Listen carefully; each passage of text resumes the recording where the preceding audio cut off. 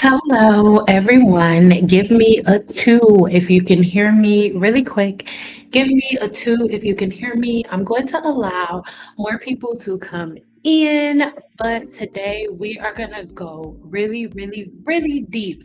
And today, not only will I be letting you guys know these things, but we're going to get into some solutions as well. So again, give me a two if you can hear me. Give me a two if you can hear me. I want to make sure that we are good.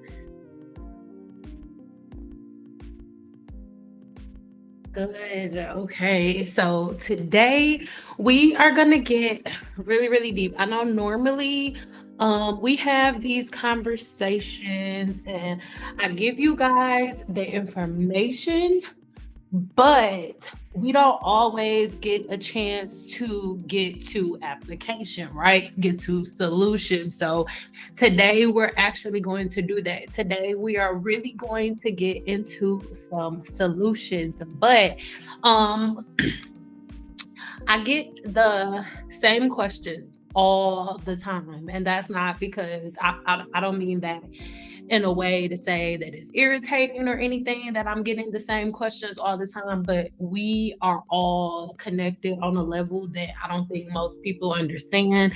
Most women are dealing with the same exact issues. So today, we're going to go over some of the questions that I feel like are asked the most. And then I'm going to also give you guys some other professional opinions that are not just my own. And then we'll also take other comments. All right. So, trying a new setup. So, at any time, if you can't hear me or if it gets hard to hear me, please let me know because I'm working things out. Okay. Um, Again, if you have any questions, thank you so much, Kitty Cat. Um, if you have any questions as we are going along, you guys make sure that you just come right in and just ask whatever question you have. And then once this is over, I'll head back over to the comments and get to everybody's questions. Okay? Okay. So, real quick, give me another round of twos if you can hear me, because we are really going to tackle a whole lot of information. So, I don't want to have to go back and say nothing again. All right. So, one more time, let me know if you can hear me. One more time. One more time. One more time. All right, there we go. So, your question was, how do you care for your scalp after having an allergic reaction to fake hair? I got faux locks in July and realized my scalp was itching. I took the salve out a week later and my scalp still hasn't recovered. It's been over a month and the itch and bumps swollen in the spot is still present. Just this past Saturday, and this is the place where I want everybody to take notes, right? So today what I want us to do is I really want us to implement the scientific method, but on like a regular everyday basis, right? I want us to start critically thinking and not going and finding band-aids. I want us to critically think. So as I'm talking, because I'm going to read multiple comments and multiple questions like this, I want everybody to please, especially my moderators, do me a favor and write down every solution that women went to. Whenever they had a problem, go to the solution that women went to. Okay. So, just this past Saturday, I started a new regimen. Firstly, I researched and changed my shampoo and conditioner to a brand of deep conditioner, adding, listen, here, this is what I need you to write down, adding a blended clove and olive oil to the conditioner. I sat with the conditioner for 20 minutes. I ordered a steamer and plan to use it next time. What do you think about steamers? Before I wash and condition, I did an apple cider vinegar wash. I did 1 tablespoon to 8 ounces of water diluted. So for my scalp is doing well. but I wanted to know if you have any regimens. I also made clove oil. I let the cloves sit in jojoba oil overnight. Added lemon essential oil. Lord, I plan to use it 3 times a week. What do you think? So before I give my commentary on hers, I want us to keep reading some comments. And I want you guys to all draw the parallels yourself before I start talking. Remember, write down all of these solutions. Okay. So next up, hey, thank you so much for all of your videos. It explains a lot. Most of your products, such as apple cider, most of your products, well, not your products, because I ain't got no products, but most of your products, such as apple cider vinegar, coconut oil, etc., I realized through trial and error. So you're on point. I just did a hot oil steam right before I found your videos. So again, I said write down the similarities. I just did a hot oil steam right before I found your videos. My scalp became inflamed because of the oil and the hair mask. I thought because the oil is sitting on my scalp only for 15 minutes, it would be okay. It's frustrating because I can only use warm water on my hair, and I just did a big chop and going natural last month due to being allergic to wigs and stopped doing braids. How can a natural girl style her hair with only water? Okay. Next up, Cian, thank you for this video. I wish I had known this years ago. So before we go here, this is about henna. So before we keep moving along, I want you guys to notice that within the last 2 videos, yes, thank you. Thank you for pointing that out. Yes. The solution is always putting products on the scalp. Anytime we run into issues in our hair in any type of way, right? Anytime we run into issues in our hair, in our scalp, in any type of way, the very first thing we do is run to a hair product. But that is the last thing that you should do, the last place that you should run, right? When you have a scalp disorder or when there's anything wrong with your scalp, is to a hair product. You first need to look at the internal and see what's going on. So if we go back, right? Initially she ended up asking a question about her scalp. Now, the main issue that we are having, for one, crochet braids is something that came and everybody fell in love with it because it was grouped in that area of protective styles. And I think that phrase within itself is what has a whole lot of people confused, right? That's what has whole lot of people confused, because you're under the perception that as long as your hair is braided up, then your hair is healthy, right? But in reality, what's really going on is over time, we are getting massive buildup within our hair's follicle, because every single time that something happens in the scalp, the solution is always running to oils. It's never anything else. It's always running to oils, drenching the scalp in oil. Always. And why do we do this, right? Why do we do this? Because if we knew the science of the human body, and if you knew what the scalp looked like, and you felt something going on in your scalp, and you knew what your hair's follicle looked like, the last thing you would want to do is fill it up. So it's like, how did we get here, right? How did we get to this place?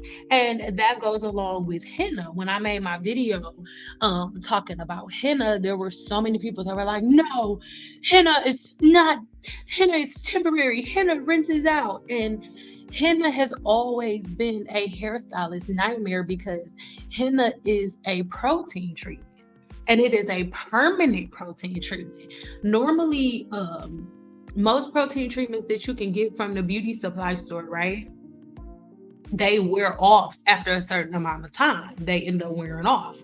But henna is a protein treatment that is permanent. It never leaves the hair shaft. It never ever leaves the hair shaft. So this person said, "Sin, thank you for this video. I wish I had known this years ago. I was following a so-called natural hair influencer on YouTube years ago who kept saying that she grew her hair because of henna, and she would constantly do henna protein treatments. Not once did she ever mention what you said in this video. When I went to get my hair colored, exactly what you said would happen happened. It was going to cost me an arm and a leg to get the henna out. I am just growing it out now so I can cut all the henna off."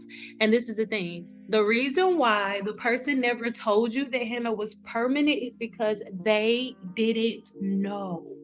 They had no idea. The majority of the people that you guys are getting your information from here on YouTube are not professional cosmetologists. But I also tell you guys all the time how professional cosmetologists are the ones that nobody wanted to listen to, because when cosmetologists were telling y'all what this cosmetologist just said that I'm about to read, when cosmetologists like myself were saying that on YouTube, people were like, "Oh, the hairstylists are hating." But in reality, hairstylists and cosmetologists were saying this. She said, "As a cosmetologist, I agree. And I am so tired of the myths. It's the same difference with 3C, 4C hair types. They're made up. And just like henna being temporary, it's permanent. It's a permanent hair color, period. Will henna dye ever wash out? Henna only. The dye is permanent and may fade very slightly through washes, but generally has to be grown out. The hair, however, can be lightened and brightened. Listen, henna is permanent dye. It is not temporary. And this is coming from another professional cosmetologist. And you notice how her tone is exactly like mine is. It's like it's really frustrating to constantly have to like defend knowledge that you know that you've already gained. So whenever I'm on social media and I'm saying this stuff and I sound really intense, it's because I'm an actual cosmetologist, and everybody that y'all have been listening to in the past have been frauds. That's why most of y'all are in this situation right now where you have hair that is overly saturated with protein, because most of the hair care that you guys have been following all of these years have been protein based, have been product and protein based, and everything has been based around things that cause hydro fatigue and things of that nature. So that's something that I really want y'all to all think about. Saying, what do you know about sea moss for internal? Now, sea moss is amazing. As a herbalist, I love all herbs, right? But as a herbalist, I know that love is a double-edged sword, so I have to respect properties of certain herbs. Everybody should not take sea moss. Sea moss is something that increases your blood flow. So if you are a person who has a problem with your blood, like if you have a problem with clotting, you get blood clots and stuff like that, you should not use sea moss. And across social media, everybody's like, "Oh my God, yes, sea moss in my smoothies." No, baby, everybody should not drink sea moss. Everybody should not have sea moss. Um, Culturally, or not culturally, I don't mean to say culturally, historically, that's what I'm looking for. Historically, sea moss has always was used to increase the blood flow. Okay, so sea moss was used, like men would use sea moss as something to get their hoo-ha up. It was like a Viagra, like a natural Viagra. Sea moss is like a natural Viagra for men. So that's sea moss is cool, but it's not really something that you should always have right in your body all the time. But yeah, so that is something that I really, really want everybody to pay attention to, because when we are at a place where we are constantly just focused on the external, then you can't really see the forest for the trees. And that's why there are so many women across the board that have different scalp disorders like seborrheic dermatitis. But I do want to give you guys some solutions. So we've talked about in the past what seborrheic dermatitis is, right? Seborrheic dermatitis is an overproduction of sebum within the sebaceous gland of the hair shaft, right? And the sebaceous gland is this little pocket right here that you can see where it says sebaceous gland. That is where the oil is produced within your hair's follicle, right? So when you have seborrheic dermatitis, what is happening is in this area, there's too much oil, there's too much sebum being produced within this pocket. So what happens with seborrheic dermatitis, you end up having like what looks and appears, right? Like your hair is like balding permanently forever, but what's actually happening is it's throwing off your natural hair growth cycle because of the overproduction of sebum. All right. Like I said, seborrheic dermatitis is a common skin condition. Ooh, we moving so fast. Is a common skin condition that mainly affects the scalp. It causes scaly patches, inflamed skin, and stubborn dandruff. It usually affects oily areas of the body, such as the face, the sides of the nose, the eyebrows, the ears, the eyelids, and the chest. So most people get confused. They think that dandruff is dry scalp. Dandruff is not dry scalp. Dandruff is oily scalp, because there is a yeast, a natural yeast right here. There is a fungus that lives on everybody's scalp, on the human scalp. This is why you have to have regular practices of shampooing the hair. Co-washing does not remove this bacteria. You need to actually use a shampoo, right? To remove this bacteria off the scalp. And if the bacteria is not removed off the scalp, right? Guess what this bacteria's favorite food is? Oil. And not just specifically sebum. It loves oil of any kind. So when let's say you've had braids in your hair for 2 weeks, right? Most people are like, oh, okay, after my braids have been in my hair for a long time, or when my hair is old, to refresh it, I grab oil. My love, that is the last thing that you should do. And don't take my word for it. Let's just draw a line of common sense, plugging in knowledge of what's right in front of you right now. If you have a sebaceous gland on your scalp right here, if you have a sebaceous gland right here that produces oil, and you also have natural living bacteria that is living on a human scalp, okay? I'll leave the video linked in the description box below. This is the human scalp, right? So you have sebum coming out of the scalp. And you also have a natural yeast on the scalp. And this yeast favorite food, the yeast that is living on this top layer of skin, its favorite food is oil. And the only way to remove this yeast and prevent it from giving you any type of follicle disorder or scalp infection, the only way around it is washing the scalp. So if its favorite food is oil, and if it loves oil, can somebody please? And this is not a rhetorical question. I'm not being smart. I really want somebody to answer this for me. Because if you can't answer this question, if the product that you're using does not fix a problem, or if it can't answer this question, you shouldn't be using it. So if the natural bacteria that is on your scalp, and when I say natural bacteria, I mean yeast.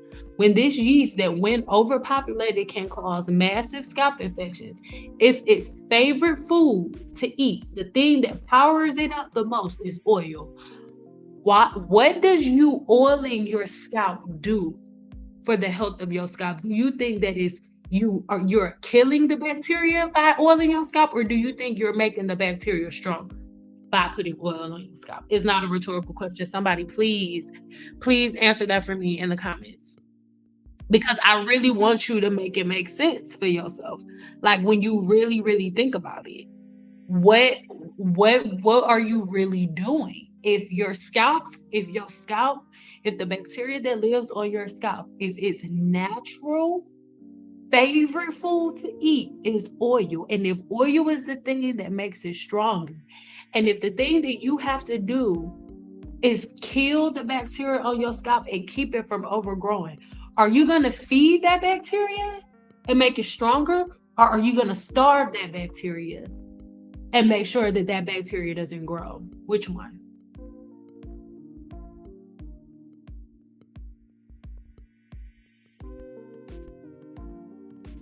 Yes.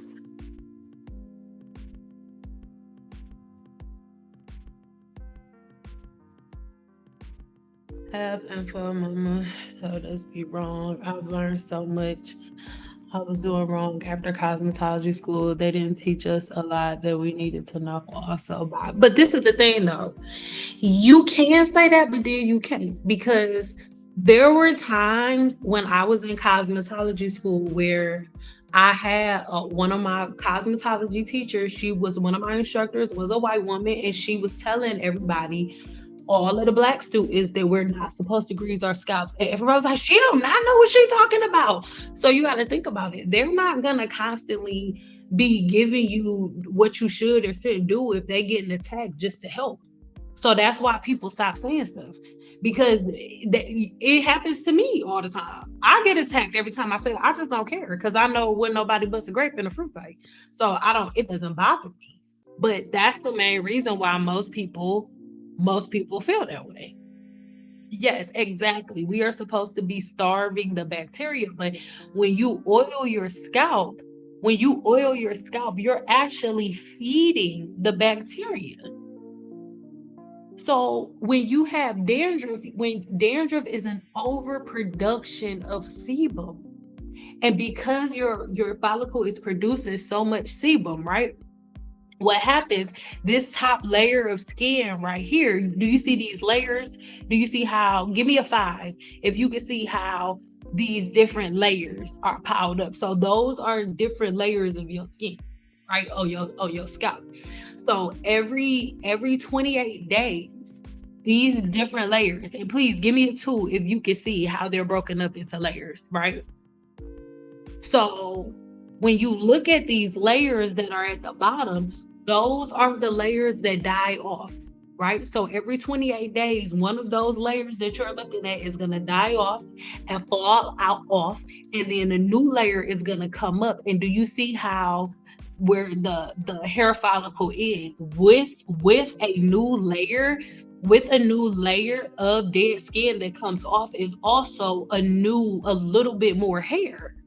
So give me a 2 if you can see the correlation between the skin, the layers of the skin on your scalp falling off and your hair growing. And also please give me a 2 if you can see all of these different layers. Do you see all of these layers, right? So please explain to me how, if the natural bacteria that lives on your scalp needs to be washed off and it needs to be deprived, not it doesn't need to grow because then you get a scalp infection. How did you not washing your hair and you greasing your scalp? How does that help your scalp? If you wash your hair every 2 weeks, and then week at the end of week one, you like, oh, okay, at the end of week one, I get some oil and put it on my ends and get oil and put it on my hair. You're not helping your hair. You're doing it in reverse. Your scalp is, if your natural skin cell turnover cycle is correct, if you are really, really good with your sebum flow, then there's never a time where your scalp is dry where it needs oil. Like, I cannot tell you the last time I oiled my scalp. And if I oil my scalp will literally be on fire because I have an overproduction of sebum. So that's something that I really, really want people to think about. I really, really want you guys to think about that. Thank you so much, Kitty Cat, for putting all of the links up for the 7-day challenge. You guys make sure you join the 7-day challenge right now, and you can also finance it, but you have to finance the Zizzle, and you have to do that at checkout. At checkout. Okay. Okay. But yeah. So that is something that I really, really want everybody to think about, because for you, even though it makes sense and even though we've been doing that out of habit, if the favorite, like I keep saying, if the bacteria that lives on your scalp, if its favorite food is oil, why are you refreshing your hair and helping your hair by feeding the thing that can give you the scalp infection?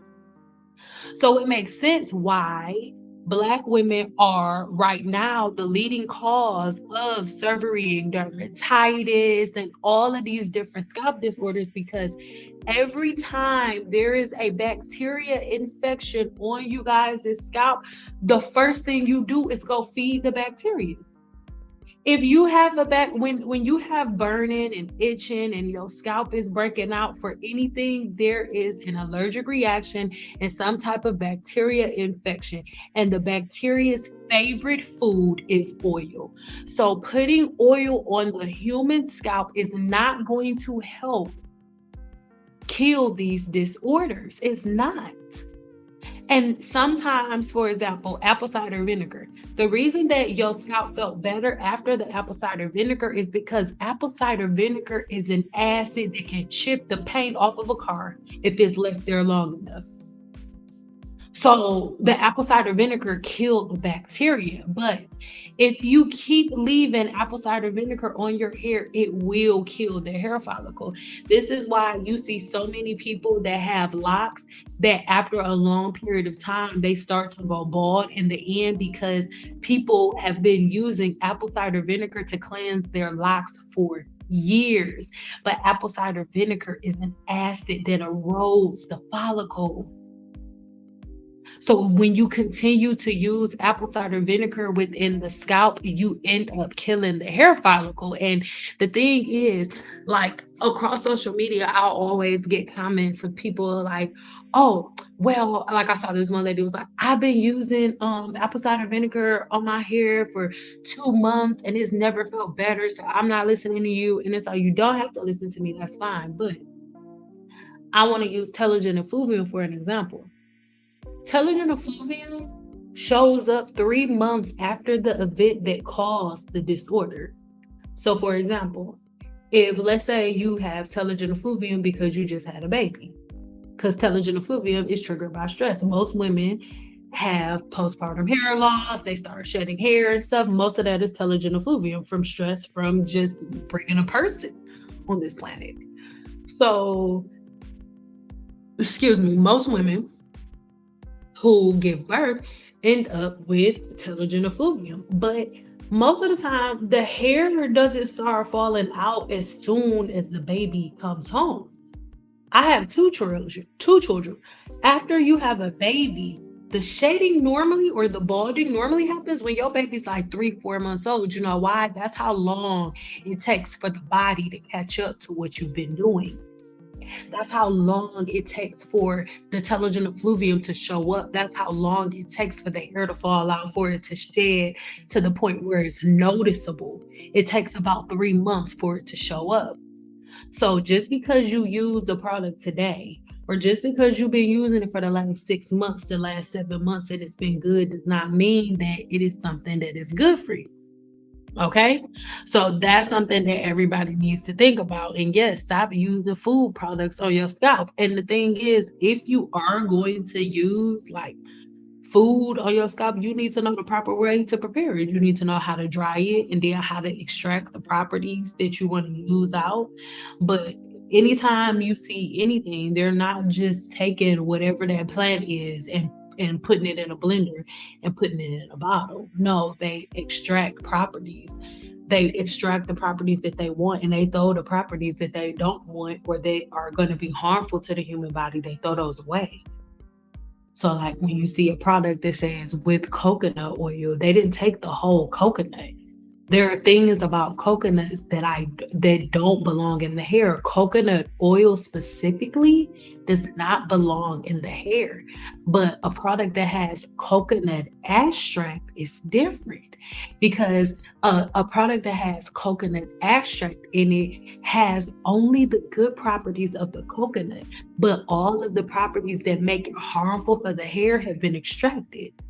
For example, coconut oil is protein linking, protein binding, which means it binds to the protein in your hair. This is why if you have coconut oil in your hair and then you go in for a silk press, they're going to talk about you for years because it is the worst. It's almost impossible to remove coconut oil from somebody's hair.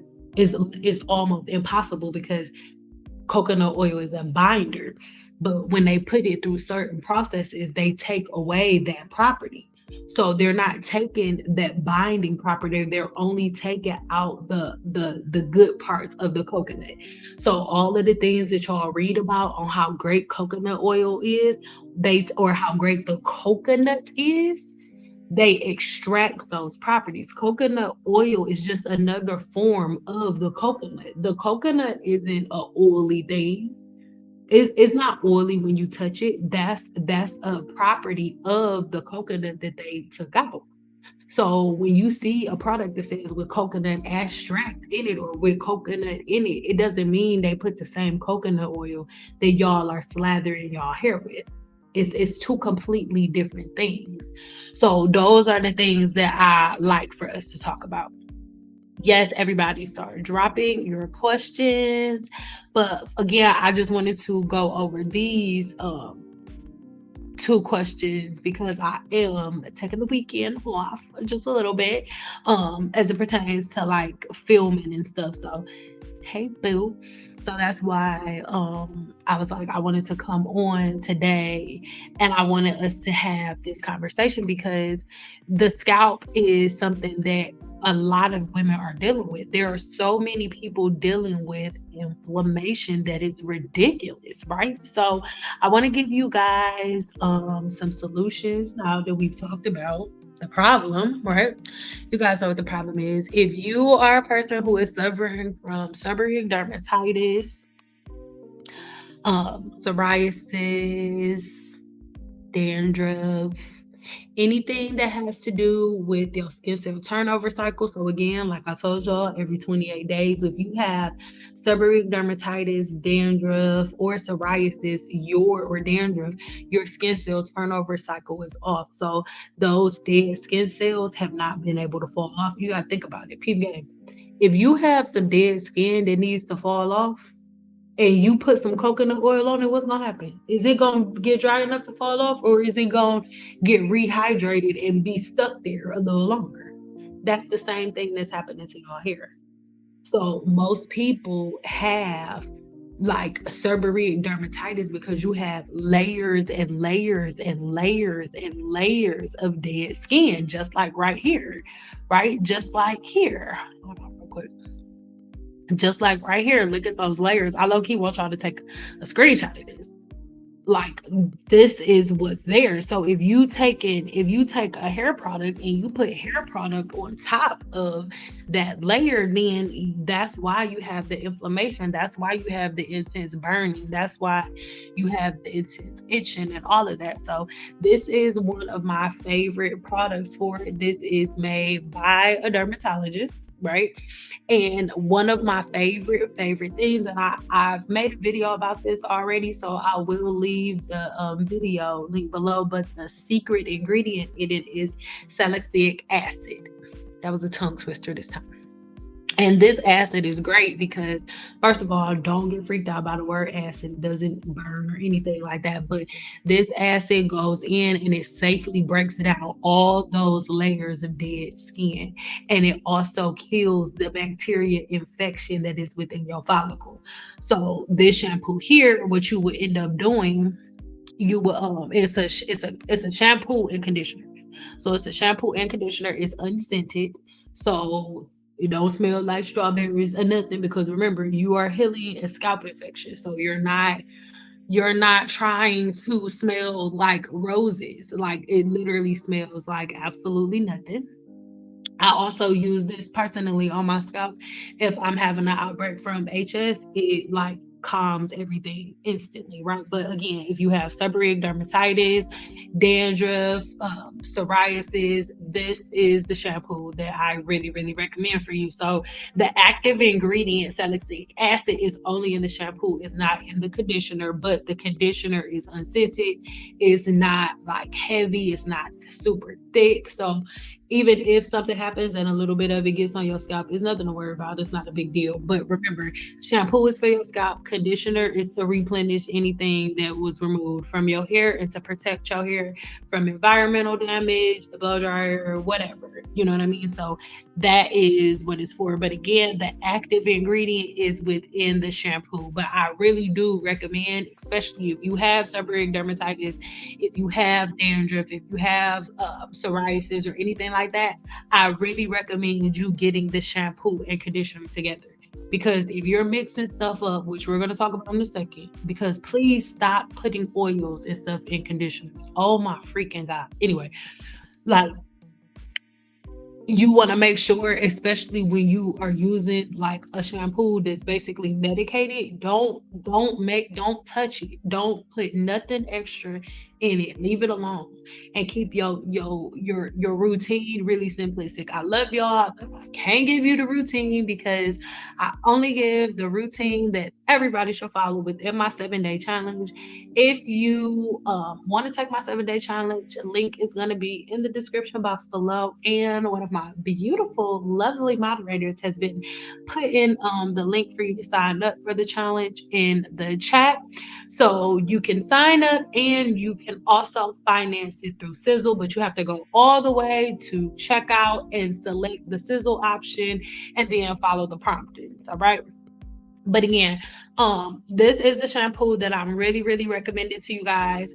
And again, the active ingredient is within the shampoo. So what you're gonna do is put the shampoo on. Let me see if it has. Yep. So this is the thing. This is the main reason why I'm putting it up here. Do not add any additional products to the shampoo or the conditioner. I know YouTubers have made y'all believe that everybody has the capability to be a master mixologist, but they were wrong, Leonidas. Okay, that's why everybody has follicle and scalp infections. The chemists knew what they were doing. You do nothing extra to a shampoo by adding oils and essential oils to a shampoo and conditioner that is already formulated. If you do not trust that the shampoo and conditioner that you are buying is going to do what you need it to do to your hair, do not spend your money on it. Do not add extra products to shampoo and conditioner, especially this one. I am begging you. Okay. So follow the directions on the shampoo, and I can guarantee you your seborrheic dermatitis, your dandruff, it'll be a wrap as long as you're not greasing your scalp after you get done washing your hair. So you're gonna wet the hair thoroughly, and it's best for you to use hot water. It doesn't have to be hot like your scalp gonna fall off or like it's burning, but hot water opens the cuticle, cold water closes it. So again, you're gonna wet the hair and then you're gonna apply a liberal amount to the shampoo, a liberal amount of shampoo to the hair and lather it, right? But you want to make sure that you're using it on the scalp and you let it sit on the scalp for several minutes, right? They say several minutes, but I do like 5. Right, I do like 5 minutes. And then for best results, it's good to use at least twice a week or is directed by your doctor. So this is a shampoo and conditioner that is made by dermatologists, recommended by dermatologists, and it just depends on how often you wash your hair. So if you don't want to wash your hair every 2 weeks, twice a week, then you don't have to. But most of the time, if you have seborrheic dermatitis or dandruff, you have a lot of inflammation and burning, so you might want to. So it's cool. It's cool to do.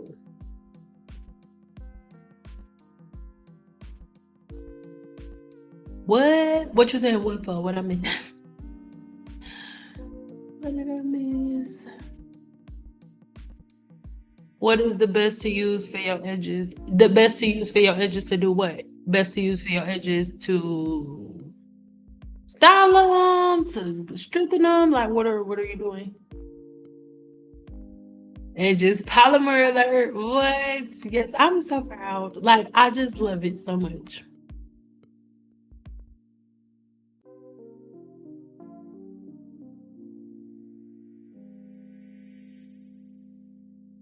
I've never oiled my scalp, only my hands when I was bleaching. Only your scalp adds insult to injury. Yes, it does.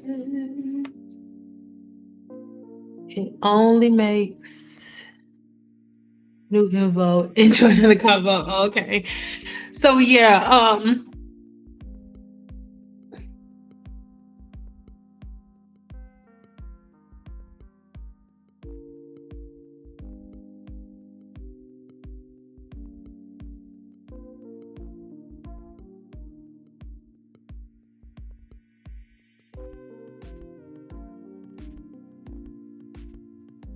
everybody that's watching this from the 7 day challenge. Again, this is the one that I recommend for you all to get if you do, which y'all already know this, if you do have seborrheic dermatitis or anything like that. But I just want to go ahead and read a couple of reviews from y'all.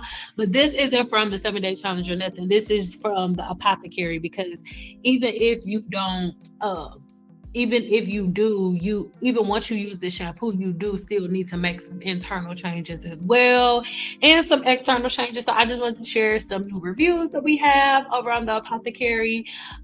This love here said, I am 74 years old and my whole body comes alive when I shower with this soap. It really started first with the Harmony soap with honey, black seeds, clove, avocado seed, and moringa and velveteer. Both of these are my favorites. Harmony soap helps me smell and feel good while I sleep, and the botanical bliss hibiscus bar gets me ready for the day. Plus, I use less lotion on my body. So sis is using less lotion. Not sis. I'm sorry, not sis, but mama. I'm sorry, mama is using less lotion on her body. So that makes me feel really good. So make sure you get some of my soaps. And listen, we have a brand new soap coming tomorrow. But I do want to share a secret with y'all that we will be having a live coming really soon with my mom because I didn't tell anybody this, but my mother is the genius behind all of my specialty soap. Like she's making it all by hand and she's amazing at it. Another one says, I purchased this tea and it's really calming tea for me. A cup of night works wonders. I'm going to try it in the morning. Love the quality and will be reordering. This was on the Zen gunpowder, if I'm not mistaken. And then another one says, absolutely love the gunpowder green tea. When nothing else helped my son with his inflammation of his gut, this helped to soothe and provide relief from his constipation. Will keep ordering. And then lastly, she said, purchase and really love the quality and the freshness of this tea and all the other teas that I've purchased. Right. So that made me feel good. But I do want y'all to know that listen, I don't have no little booty crap products. Okay. So yeah, I really wanted to come in here and for us to all have this conversation. Let's see. I think I have seborrheic dermatitis. I have an appointment in a week with a dermatologist. Greasing my scalp for over 20 years has messed me up. Yes, and all of us have been doing it. We've all been doing it out of habit. None of us ever knew why we were greasing our scalp. We just knew that our moms did it when we were little. And so we kept doing it because we love our mothers and we didn't see a problem with it. We didn't, and they didn't know. And to me, the difference is, and the thing that gets us to move forward is us being open to listen and us being open and available to change. I used to grease my scalp all the time too. I was on the defensive when somebody said it the first time to me too, because guess what? It was a white man named Mr. Angelo that told me like, you're not supposed to do that. and broke it down to me scientifically, I was like, and still didn't really want to receive it until I kept digging and digging for myself. And then once I started having clients that suffer from that, and as a scientist, it doesn't matter how you feel emotionally. Almost everything that I've ever learned and everything that I share, I went to learn it to prove them wrong. I'm like, you know what you talking about. We black, we don't gotta do that. We do this just to learn and be like, oh shit, never mind. So when I'm making these videos sharing things with y'all that I learned. Like we have to unlearn this stuff or we are gonna reteach it to the next generation. And then they gonna have to be the ones looking at us like, oh, my mama didn't know what the hell she was talking about. That's why we all got seborrheic dermatitis.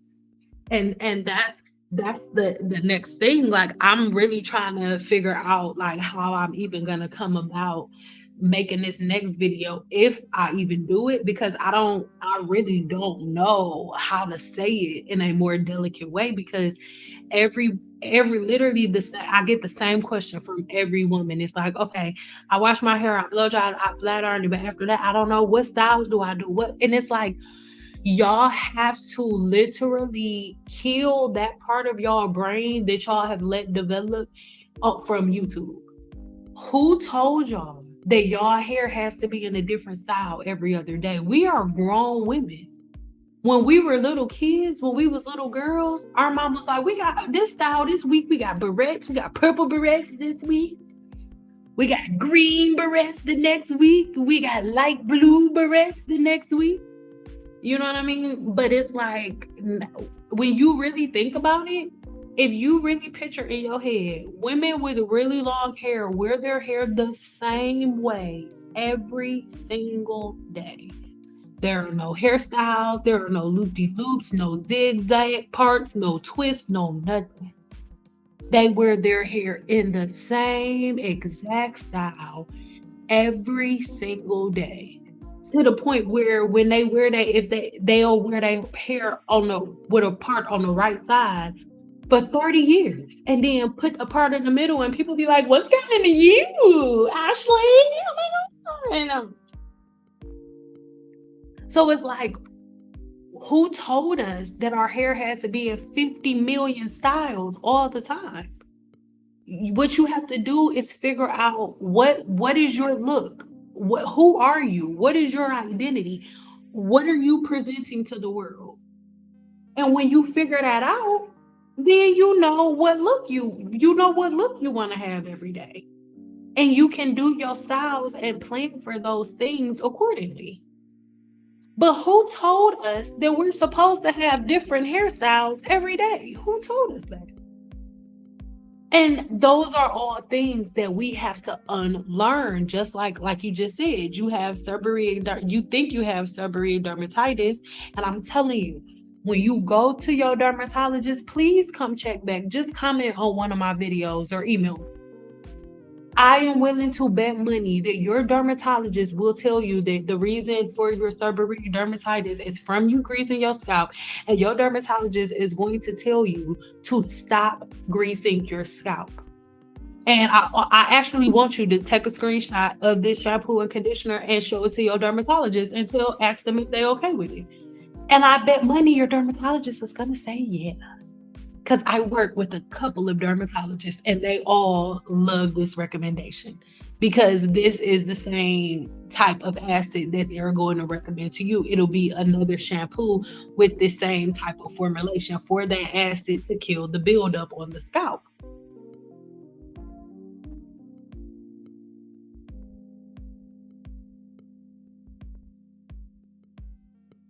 Can we talk about this? Is it good or bad to use combs and brushes on your hair? This girl didn't comb her hair.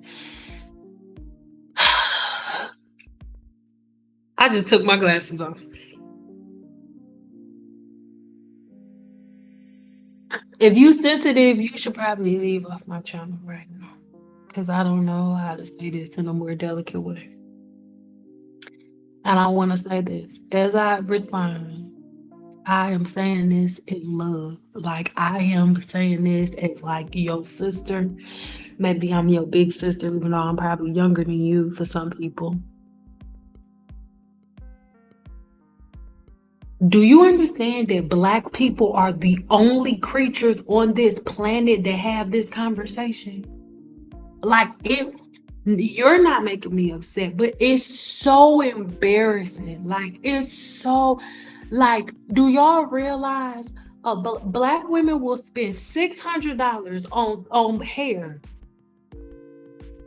and put that hair in, but then be on social media saying that it's bad to use combs and brushes on your hair. And the only reason that that woman was able to cut all of that hair off and you were able to buy it is because she combed and brushed it every day. Like, I don't care what's going on in the hair industry right now. 100 years from now, hairstylists will still be here. There will never be a time where women will not need their hair done. That industry will never go anywhere. Right now, the hair industry is going through some stuff, but it will never go anywhere. We are the only group of women who have the conversation about if whether or not combs and brushes are bad. And peep game, this is coming from a scientific perspective, just doing a process of elimination, right? Like the placebo effect, how they run experiments on stuff like that.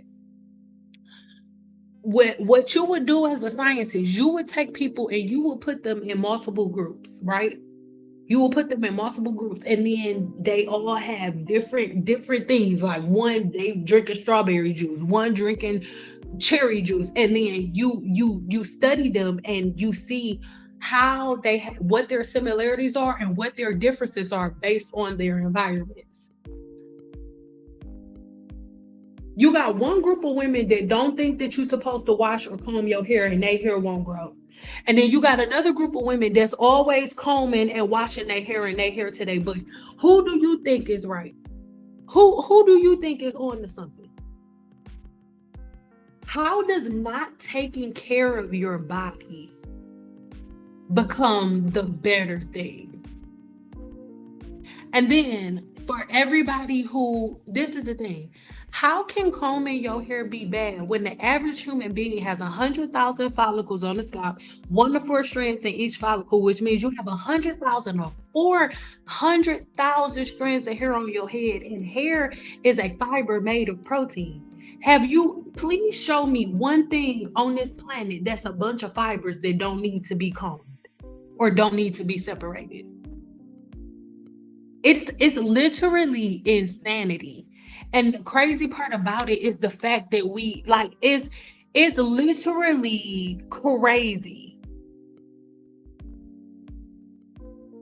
But and the thing is, I'm not being rude, but I almost didn't want to answer the question because it's like, do you understand how far Black women could be if they stop arguing about stupid stuff? Think about Think about what the Black woman's mind can hold. Think about Hidden Figures.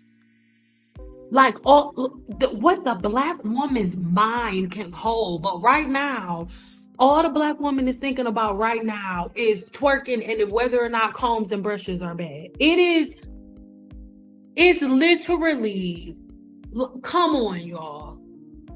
Like, we get nowhere. We literally get absolutely nowhere. Why do we have to talk about if whether or not combs and brushes are bad when all of the women who got hair today ass combing their hair all the time? I don't understand. The girls who think combs are bad don't have hair, and then the girls who do comb their hair got hair to their ass. Why are we having this conversation? I've noticed a lot of growth from my trim since January, and listening to Sin, it stopped piling my scalp. Yes, and that's because that's it. It's literally that simple. It's literally that simple. It's literally that simplistic. We don't want nobody to tell us different from our upbringing. Yeah, listening to these people saying they add all these products that listen, listen. Girl, listen.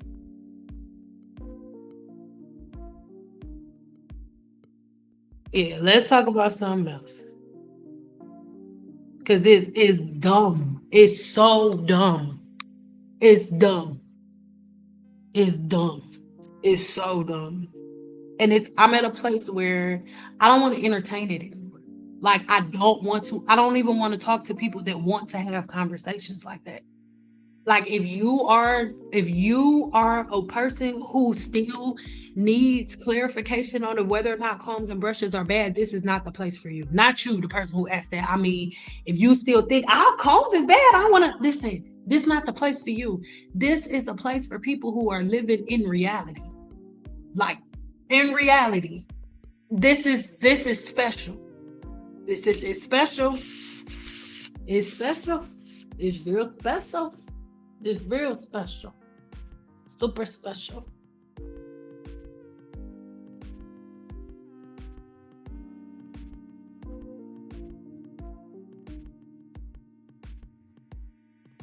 And y'all gotta remember, hair is not like your ovaries. If it falls out, it's going to grow back.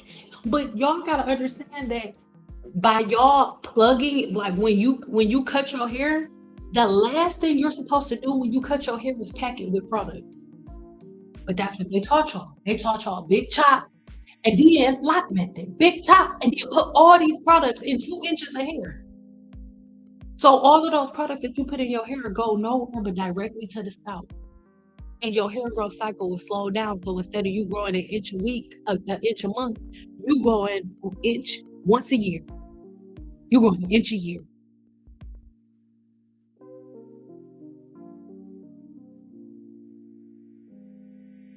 I almost threw my phone at the wall because what in the hell? If she didn't comb her hair since 2019, that means she hasn't washed her hair. Listen to me. Y'all think that I stopped doing hair just because I was like, oh, I don't like. When I say women are nasty, some of these women are nasty. And I said, I did not go to school to wash people's ass. That's not why I went to cosmetology school. But anyway,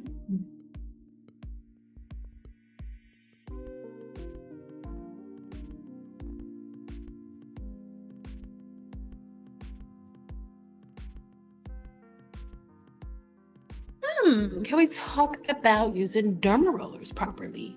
So a derma roller is not a complicated tool to use. For one, don't pack the scalp full of product before you use a derma roller. I see so many videos of people like, oh, get oil and put it in your hair and then use the derma roller. But what a derma roller is doing is making microscopic holes in the hair's follicle. And as those holes heal up, they produce collagen. And collagen builds hair growth cells. So your hair grows faster. So collagen helps the hair follicle to reset the natural hair growth cycle. Okay. But when we're using a derma roller, we're not piling products and oils. Oils are not in combination with derma rollers. And again, across social media, they taught y'all to use oil in a derma roller. You are not doing anything to your hair when you use oil with your derma roller. You know why? Instead of you making microscopic punctures, you fill those microscopic punctures up with oil before the scalp can begin to produce collagen.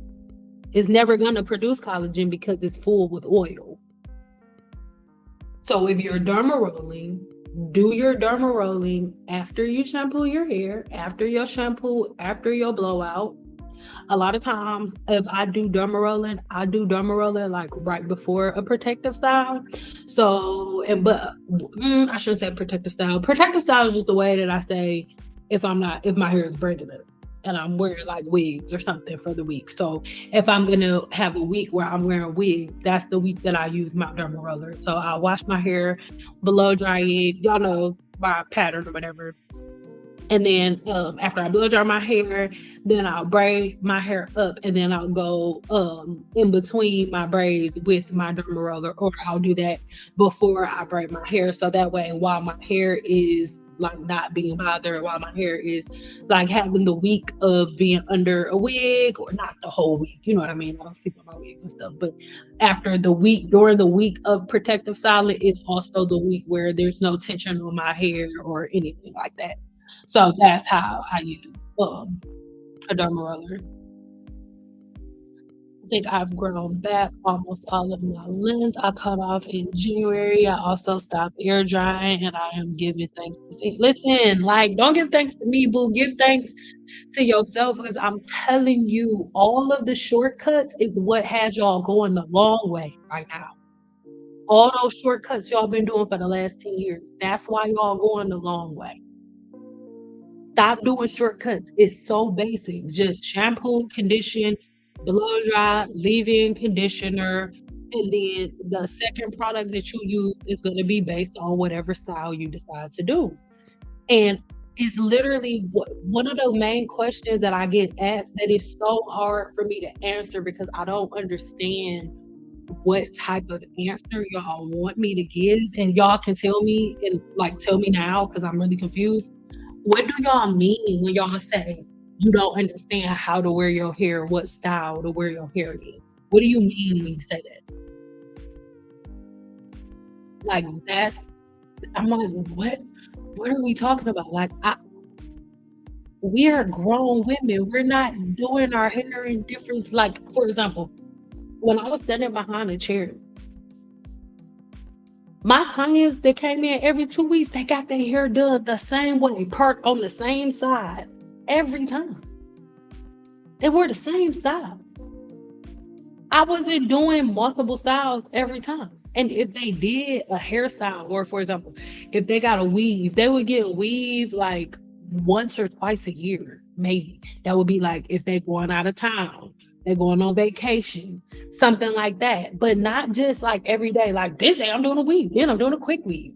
Then this day I'm doing some box braids. Then I'm doing some crochet braids. Then I'm doing this. That's how you lose hair. Your hair is not a toy. Like your hair is not a toy.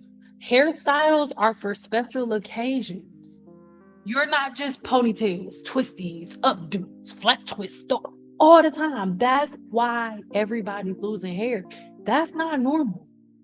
For healthy hair practices, for a healthy hair routine, when I was standing behind a chair, my clients with healthy hair, they only was like washing and styling their hair when I did it, or if they did their hair at home, it was only on wash day. Every other day, their hair was out through the day, and then at night they wrapped their hair up, put their scarf or their bonnet on, and then went to sleep, unwrapped it in the morning. We were what are where y'all have to kill this in your mind, where it's like, what hairstyles? Like, no, y'all, that's a social media thing. That's a YouTube thing. Y'all keep seeing all of these hairstyles that y'all like, that are so beautiful, and you think as a result you have to do all of these hairstyles. No. That's not how it goes. Like, you're not supposed to be styling your hair multiple ways. Every week is not supposed to be a different hairstyle.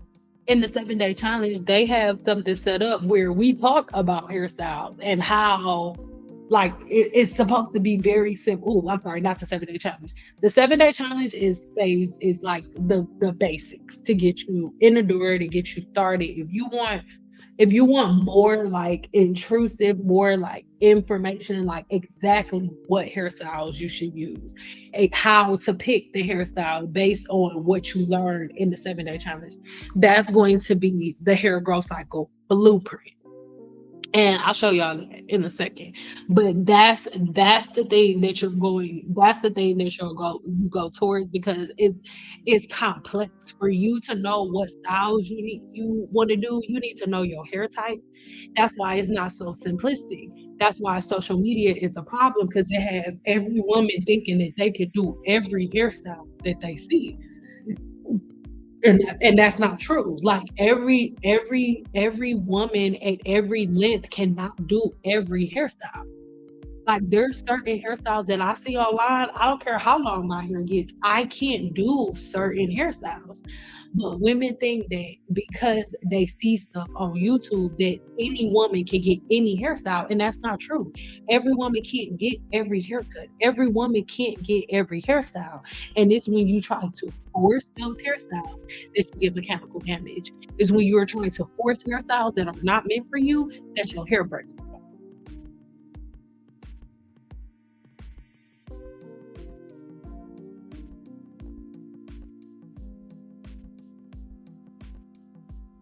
I love you. My moderators are the best.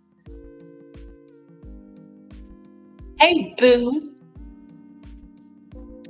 Sin gave me a light bulb moment on the IBS video. I never correlated my tummy issues to my hair. Listen, neither did I.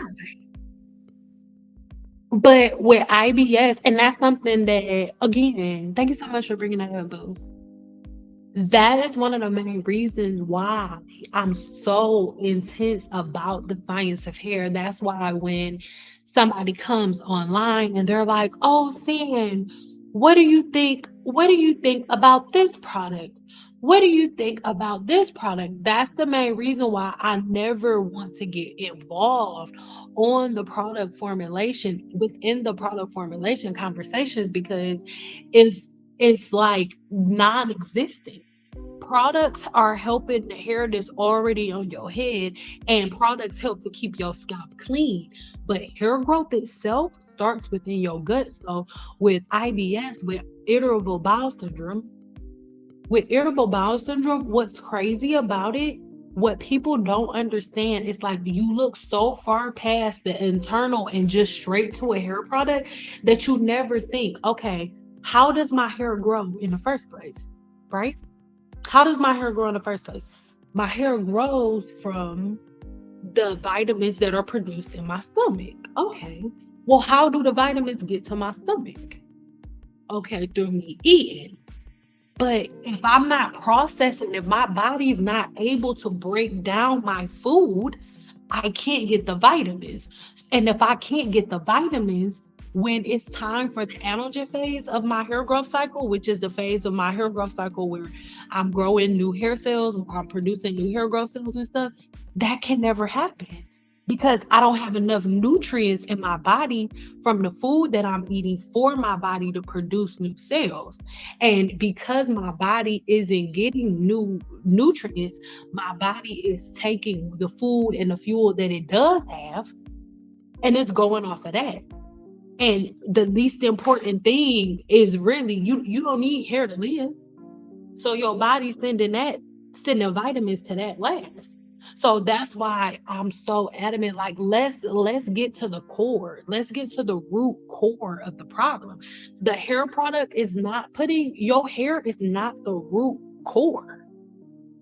Like your hair, that's step 10. If it's 10 steps, the hair that's on your head is step 10. It's already manifested. The hair that's on your head is the end of the manifestation, right? So if your hair is thinner than normal, that's because something in your pattern is slowing down the absorption of nutrients. So your hair isn't as thick as normal because your hair doesn't have enough nutrients, right? It doesn't have the same amount of nutrients that it had before.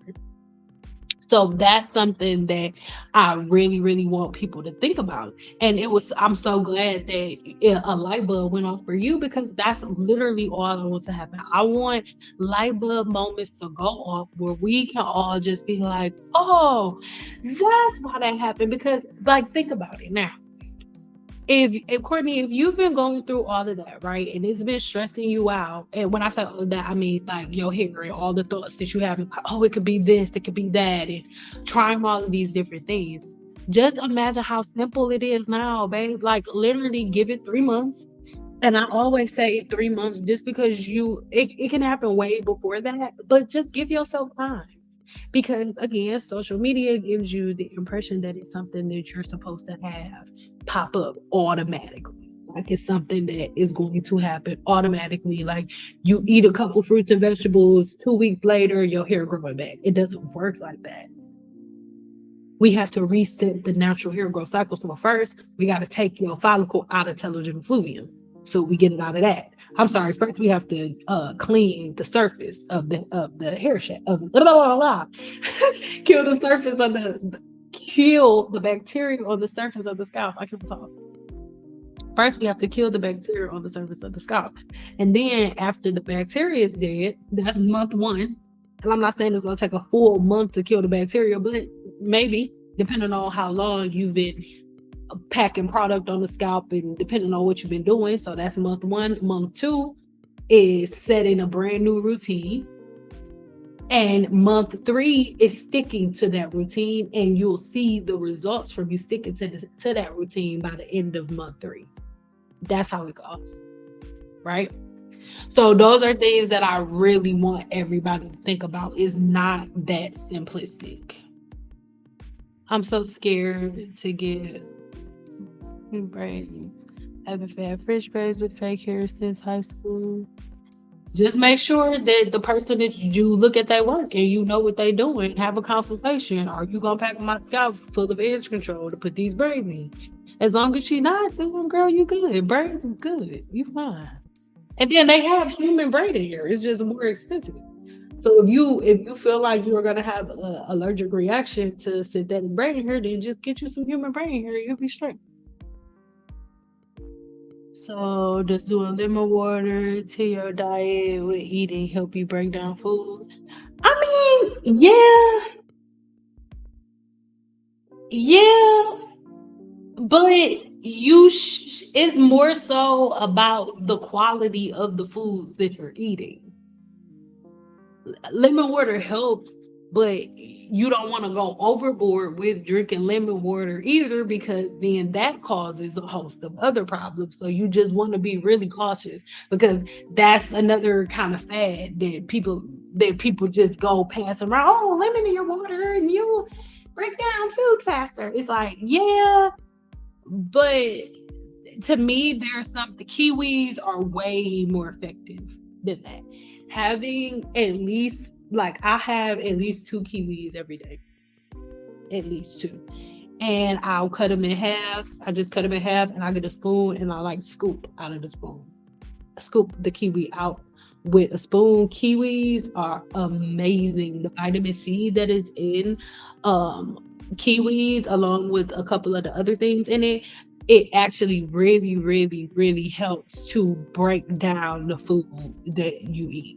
So if you have a problem like having regular bowel movements in any way, shape, or form, or if you do have IBS or or whatever, anything like that, or if you just want to do better, or you want your body to do better absorbing food, oh my God, kiwis. Eat two kiwis. Well, you don't got to eat two, but I eat two. At least two kiwis a day. The nutrient absorption is crazy. And not just nutrient absorption when you eat. I just mean like you'll be able to absorb nutrients better because your body will be processing all of the food that you eat and then getting it out. Yes, kiwis. Trust me. And then do some research for yourself too. Don't just take my word for it. Do some research for yourself too. But kiwis, oh my God, yes. Eating pumpkin seeds and listening. Yes, pumpkin seeds are amazing. But for sure, like if you anybody listen to the sound of my voice, if you have a problem going to the bathroom, or if you want to be more regular, and remember, the more your body is breaking down the foods that you eat in, and really, really getting the nutrients out of the foods. Because one thing that what was stressing me out at one point when I was losing my hair was like, what the freak? Like, I'm eating so good, but I'm still like, this is still happening. But it was because of what was going on with IBS. I wasn't able to break down and pull any of the nutrients from the food that I was eating. It was literally going in and coming right back out. That was gross, but it's true. So that's something that everybody should really, really, really look into, because if we're not properly breaking down the nutrients that we put in our bodies have no fuel.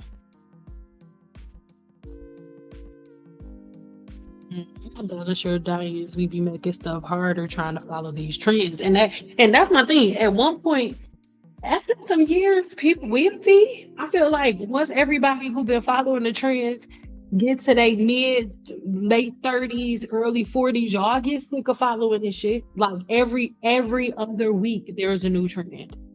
Every other week there's a new trend, and then nobody talks about the trends from before. Like I remember Curl Smith was this big old thing. Nobody talks about Curl Smith. Curl Smith was about to do away with other place. Nobody's talking about that no more. K19. There ain't nobody talking about that shit no more. It's like it's just fads, and everybody buys into the fads. The people who were selling the fads make their money, move on, and sell you a new fad, and then you hop on that one. It's crazy to see, and the craziest part about it isn't even the influencers or the YouTubers that are doing it. The crazy part is the fact that the people who are following the fads can't see that they're being played. You really don't see that every time you go on this person's channel, they have a new hack and a new thing that's for sure gonna work. So I know I told you to buy this last time, but this time get this. It's like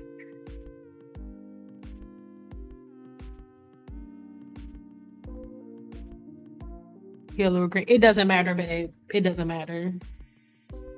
And yeah, stop eating out. Stop eating out. That'll do it. Hair shedding. How much is normal? They say 100 a day. I can't afford that. Well, you gonna have to afford it because like your dog, if you have a dog, your dog loses insurance. You've been affording it. Why can't you afford it now? You've been affording it. 55 to 100 strands a day. You have 100,000 to 500,000 a day. And understand that the hairs that are falling out, the only reason they're falling out is because there's a new hair pushing it out. Your hair isn't just falling out on its own. The hairs that are shedding out are only falling out because there's a new hair pushing it out. That's the only reason. So you don't notice the 100,000, the 100 a day, because as one falls out, another one comes in, unless you're greasing the scalp all the time and preventing that new hair from piercing the skin. That's the only time it's a problem. But other than that, yes, you can. Like since you were a baby, that's what's been going on. 55 to 100.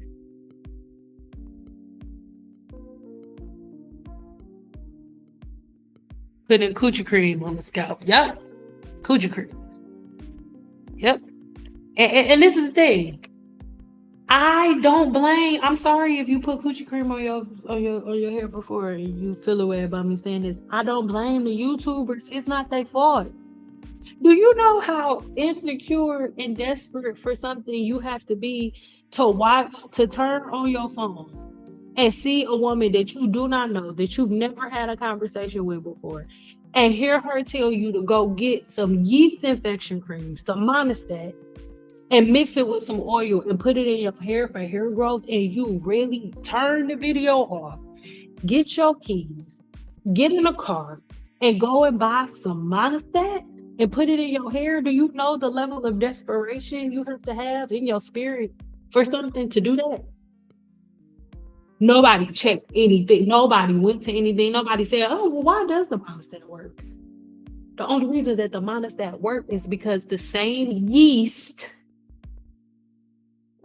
that the monostat is made to kill is of overabundance on the Black woman's scalp, because the Black woman has a scalp infested of bacteria, because the Black woman holds on to everything because she keeps putting petroleum-based product in her scalp, and she keeps putting oil in her scalp. And the bacteria, the yeast that lives on the human scalp's favorite food is oil. They love oil. They love the natural oil in your scalp, which is why it's there. And they love the oil that you put on, all that coconut oil, all that castor oil, all that. Yeah. So if you have a bacteria infection, using oil is not going to make it go away. It's going to make it worse. Why? Because you're powering it up. You're giving it more food. If it was getting weaker and getting ready to die, you powered it up when you add oil. Adding oil does not help the scalp. And if you think the latter, I would like for you to explain to me how adding oil, which is the bacteria that lives on our scalp's favorite food, how adding that bacteria's favorite food, how does that kill the bacteria by adding the bacteria's favorite food? It's not a rhetorical question. I'm really interested in hearing. Nobody's ever been able to answer that question for me.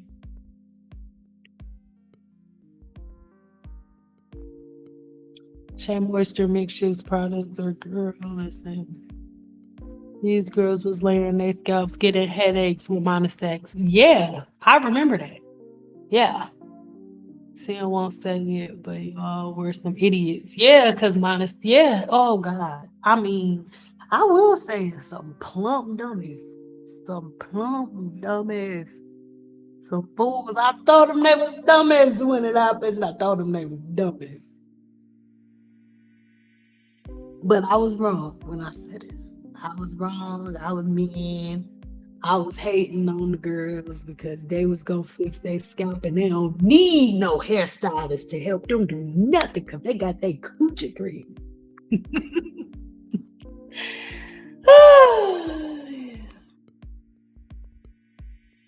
Yeah, so again, before we go, yes, too much natural yeast, and that's the only reason that monostat worked. Monostat only worked because their hair wasn't growing because there was too much yeast on their scalp. They all had yeast infections of the scalp, which is called folliculitis. It's called folliculitis. So most black women were walking around with folliculitis, which is a yeast infection of the scalp, and then they put yeast infection cream, which is monostat, on their scalp, and the monostat is a chemical that is killing that form of yeast. So you just had a yeast infection of the follicle. That's why monostat worked, not because it was a great product. So just imagine if women stop doing the things that give them yeast infections of the scalp, you don't need something to kill bacteria. Like clove. Clove was viral. Oh, clove works. No, clove is not growing our hair. Clove is killing the bacteria infection that y'all keep giving yourself by packing y'all scalps full of oil. So it killed the clove killed the bacteria. And once the bacteria was dead, your hair can grow freely. That's all that happened. Clove didn't grow your hair. And that's what people don't understand. If y'all can understand the way that the human body works, y'all can stop getting played by these brands. These hair growth products are not growing y'all hair. They're killing the bacteria that is keeping y'all hair from growing. The hair was growing anyway. You just had layers and layers of dead skin blocking the hair from coming out the follicle, just like on this picture that I'm going past.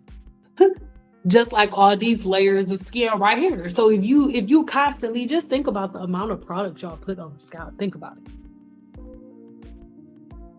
Just layers and layers and layers and layers on top of all of these layers. That's why people's hair not growing.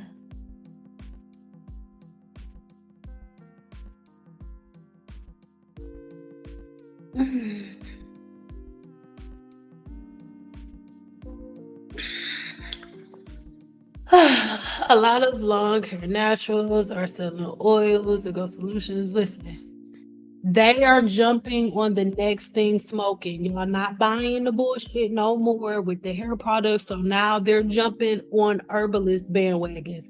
Ayurvedic herbs is just the word that they thought to use. Do y'all know how many herbs are on this planet? Not to mention, Indian women that they're getting this from, they did not put oil on their hair, not use combs and brushes, not brushing their hair, not shampooing it.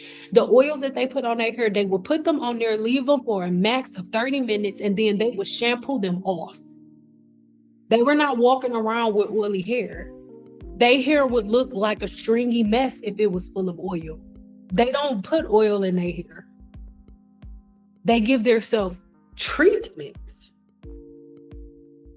It's a difference. So all of the YouTubers that are selling oils and jumping, oh, I make my own herbal oil. They're trying to play y'all because they still have to make money. They still have to make content. And you're not buying the hair products no more. You're not buying the lock method no more. Y'all are caring more about y'all health. So guess what? They acting like they care more about your health. Stop playing with me. Anyway, they full of shit. Only thing will not grow is scarring. But that's not true. It depends on how deep the scarring is. But yeah, that's true, depending on how deep the scar is. But if there are certain forms of scarring alopecia that can be reversed just depending on how much time has went by. But some type of scarring, you're absolutely right. Yep, that's why y'all gotta know the science. But it's not even that they lying, because they not telling no lie. They just saying whatever is coming off the top of their head. They don't know, and y'all believing it. So they not lying. They ain't lying to nobody. Hey, Bill. Hey, Bill. How you doing, Bill? Any recommendations for products to wash my hair weekly, still flaky? No, I don't have any product suggestions as it pertains to like styling or anything. But if you have, you must have just came in, boo. If you have flakes in your scalp after you wash, you have dandruff, and dandruff is an overproduction of sebum within the hair follicle. And the shampoo, the thing that I'm recommending to everybody is not an oil. I am begging you, if you have any type of follicle disorder, any type of dandruff, any itching, any burning in the scalp, do not add oil. Somebody please write it in all caps in the comments if you're watching this on replay and right now in live. If you have flaky scalp, do not add oil. Dandruff is an overproduction of oil. And dandruff is also a bacteria infection. Most of the time, if you have dandruff, it's because you have an overabundance of oil and yeast on the scalp. Adding more oil is not going to remove the overproduction of oil and yeast. It make sense. It won't. So don't do that. What I want you to do is go ahead and get this shampoo and conditioner. This link, this link is in the description box. So look in the description box of this video, is there now. And you can get this shampoo and conditioner. The key ingredient is salicylic acid, and what that is going to do is going to kill the bacteria within your follicle, and it'll remove all of those dead skin cells that you're constantly seeing after you wash your hair. That's all those dead skin cells that need to be removed. This shampoo and conditioner will do it. It's recommended and formulated by dermatologists. So yeah, really, really think you should get this. It's freaking amazing. Link is in the description box below. Yeah, so try it out. So what you think? I'm fantastic because I get to vibe with you. Oh, hi Bill. How are you? I am so glad that you're good because you get to vibe with me. That was the answer when I asked how you were doing. Yes, thank you. Don't use oil. Thank you. Thank you. No problem. So I promise like life. And then if you need to, like, I gave you the link. So if you need to, like, go ahead and like search it and like just do some more research if you need to, like just for yourself, like to make your to make you feel better if you really, really need to, because I don't want you to feel like, you gotta just randomly do something that I told you to do and you don't think it's a good idea.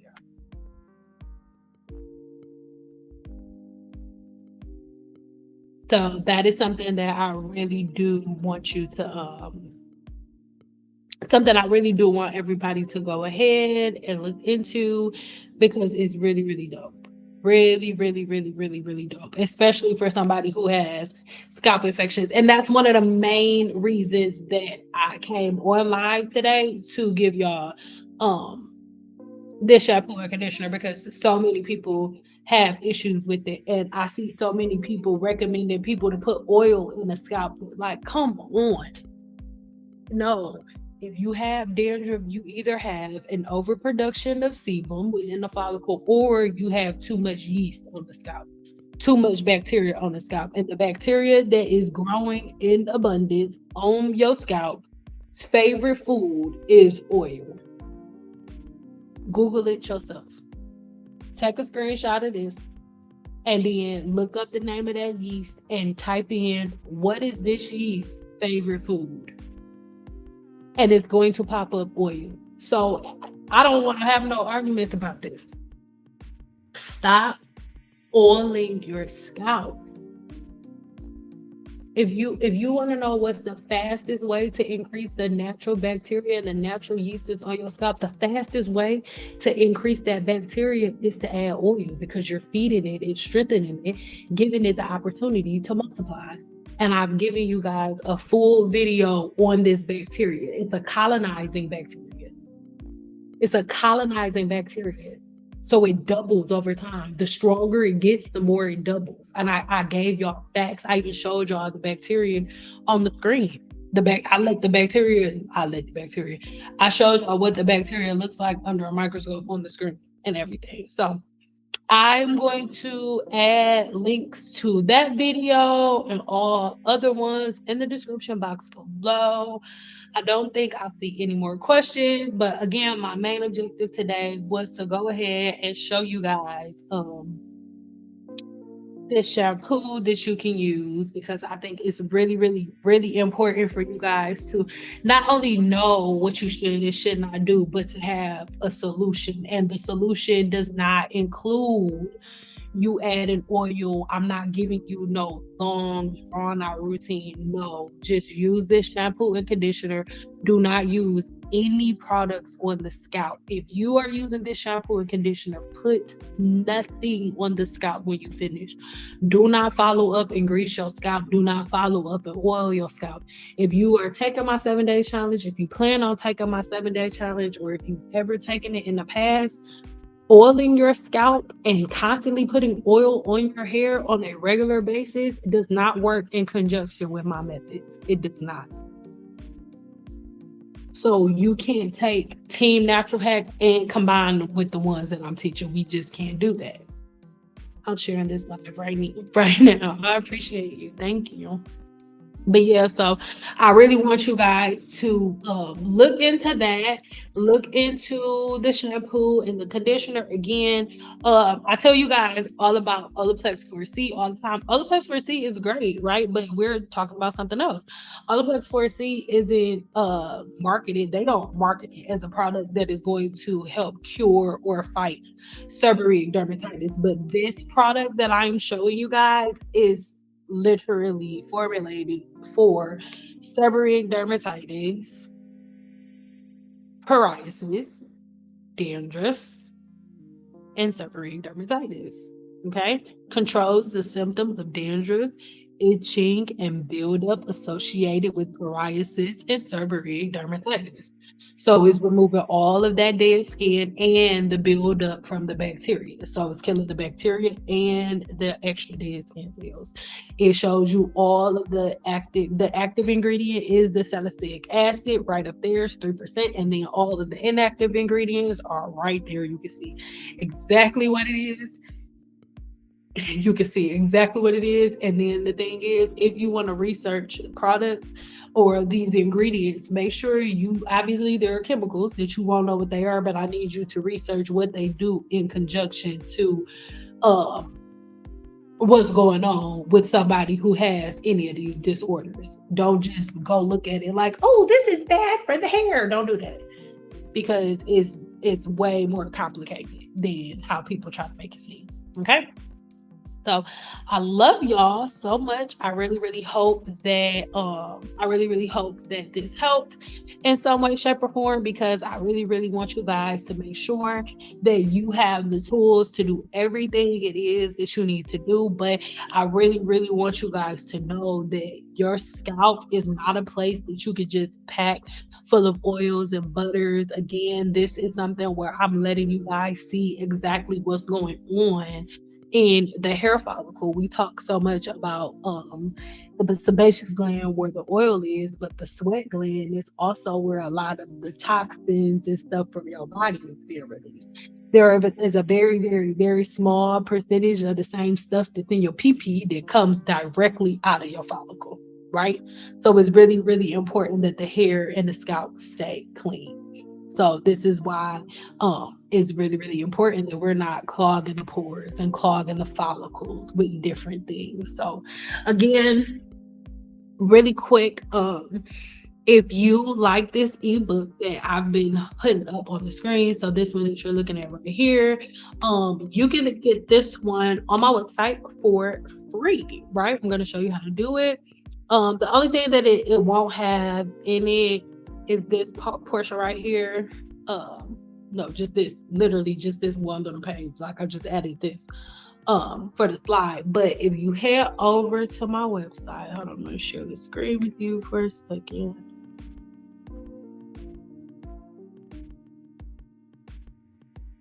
So if you head over to my website, right?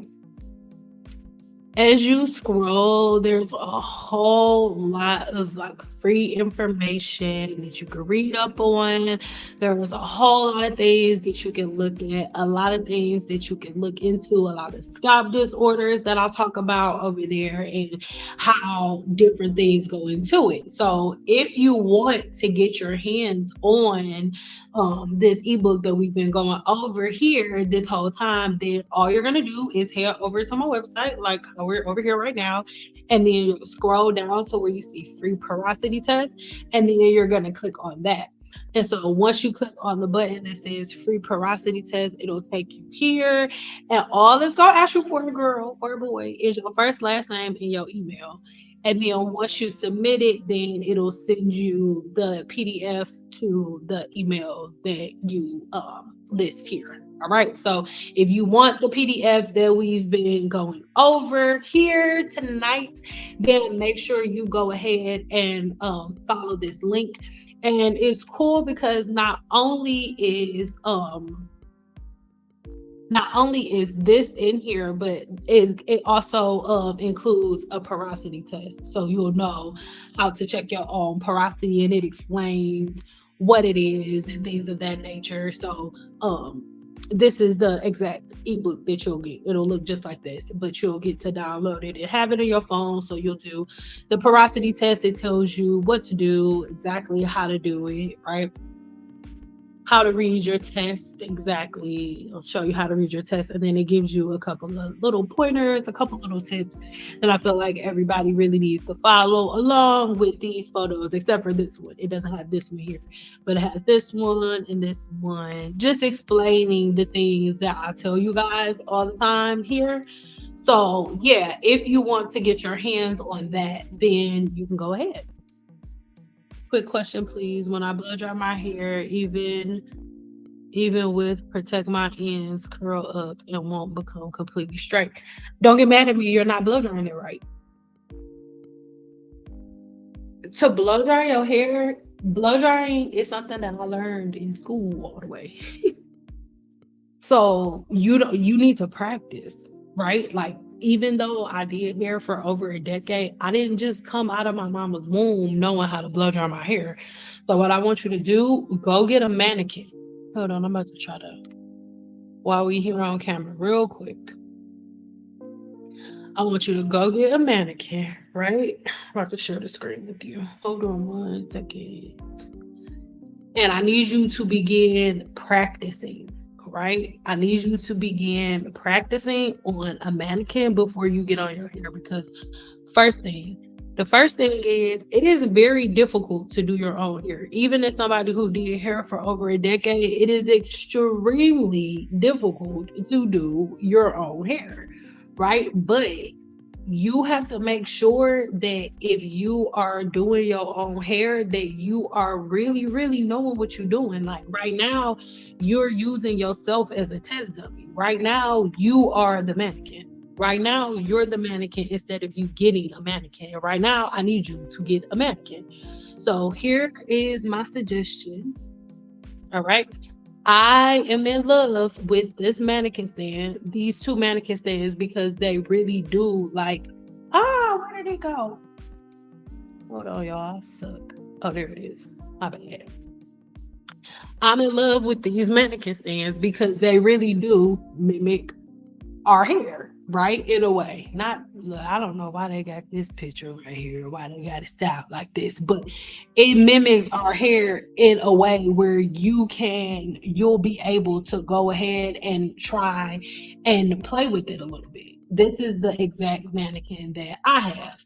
So if you want to like practice blow drying, or if you want to practice, I would say get a mannequin that looks like this, because so many times we just see stuff on social media and be like, oh, this is it. Hold on, I'm about to share this other screen. Hold on, real quick.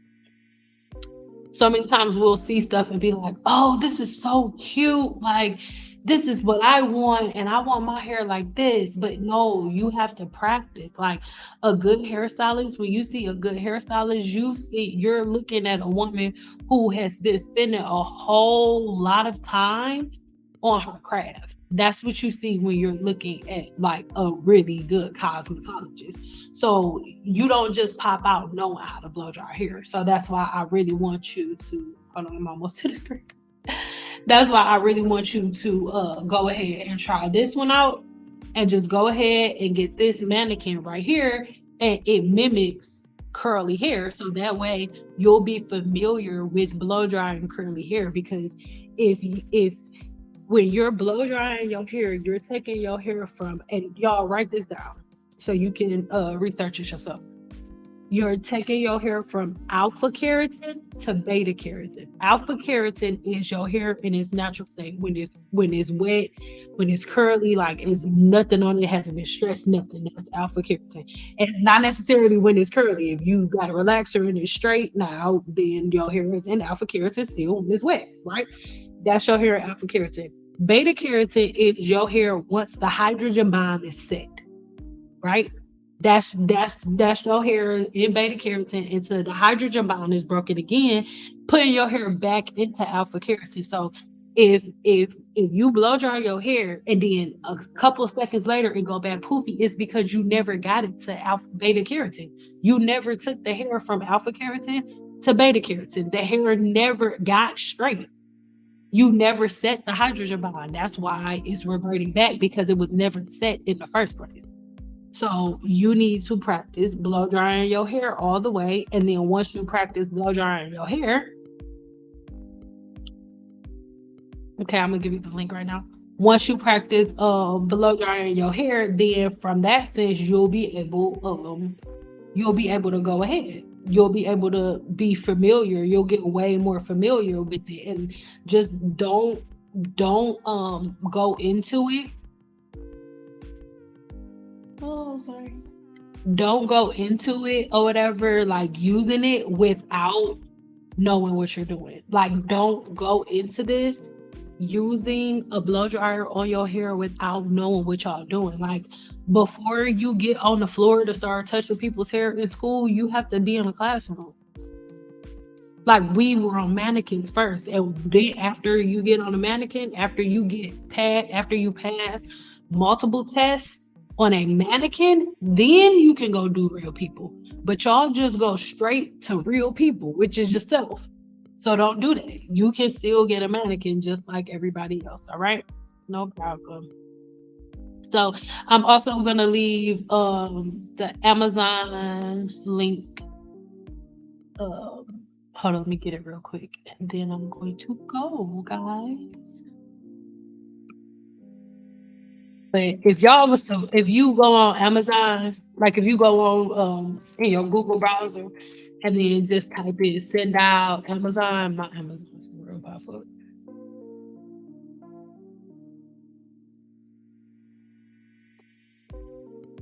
But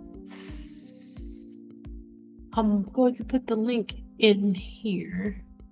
Not that link, this one. This one will be pretty easy to remember. Yeah. So that's pretty easy to remember. So everybody take a screenshot of that. That is the link to my Amazon store. And I'm gonna get more active on Amazon soon. It just hasn't been a thing. All right, you're welcome.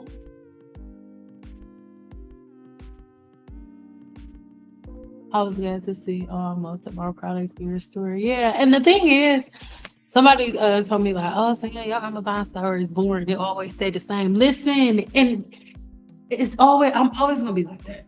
Y'all not gonna see me switch up. Like, so if you haven't been on my channel in like 2 months, 3, 4, 5 months, and you come on like, "Oh, see what products you using now?" I don't have nothing exciting to you. As it pertains to products, it's gonna be the same shit that I was using last time. I've been using Kimber since I got my cosmetology license, and I've been a licensed cosmetologist for well over a decade. I don't switch up. Not like that.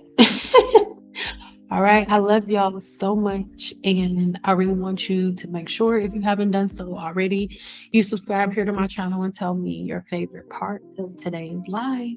I will see you